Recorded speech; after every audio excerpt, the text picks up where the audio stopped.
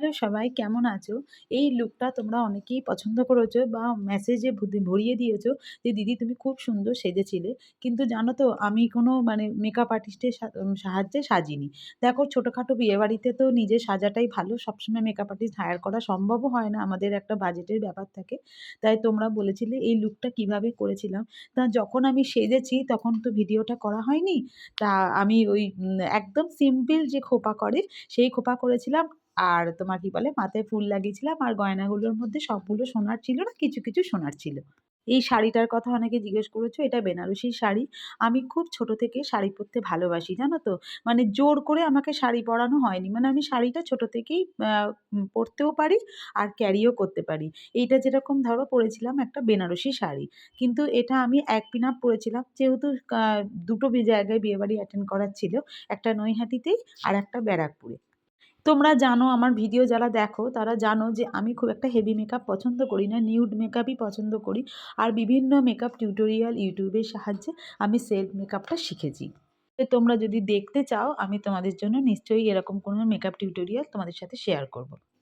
এবার বলি এই বিয়েবাড়িটাতে আমি একাই যাচ্ছি। কারণ এই বিয়েবাড়িটাতে আমার ছেলের বন্ধুর তরফ থেকে নেমন্ত্রণটা এসেছিল।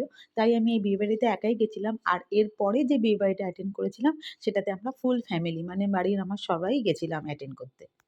বিয়েবাড়িটাতে মোটামুটি ৭ টার মধ্যে গেছিলাম। বাঙালির বিয়েবাড়ি জানো তো আমি এই ফার্স্ট কোনো বিয়েবাড়িতে এত তাড়াতাড়ি অ্যাটেন্ড করলাম। কারণ এরপরে আরেকটা জায়গায় যাওয়ার ছিল। গিয়ে দেখি বিয়েবাড়ি পুরো ফাঁকা। আর এখানে যে কনে তার ফটোশুট চলছে। দেখো কি সুন্দর সাজিয়েছে। আমাদের সময় বিয়েবাড়ির মানে যেখানে কনে বসতো সেই সাজ ছিল একরকম। আর এখনকার দেখো কত সুন্দর করে তার ডেকোরেশন, ক্যামেরাম্যান আর সত্যি কথা বলতে ওকে আমি ডিস্টার্ব করিনি এই একটাই মাত্র কারণে।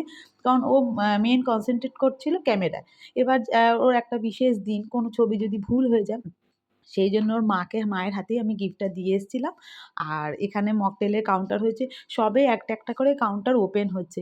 আমরা এটাই ভাবলাম যে আমি কোনোদিন তো এত তাড়াতাড়ি কোনো বিয়েবাড়ি যাইনি। এই বিয়েবাড়িতে গিয়ে দেখলাম যে মানে পুরো বিয়েবাড়িটা ফাঁকা। আমার ১ম মানে একটু অকওয়ার্ডই লাগছিল যে এত ফাঁকা বিয়েবাড়ি।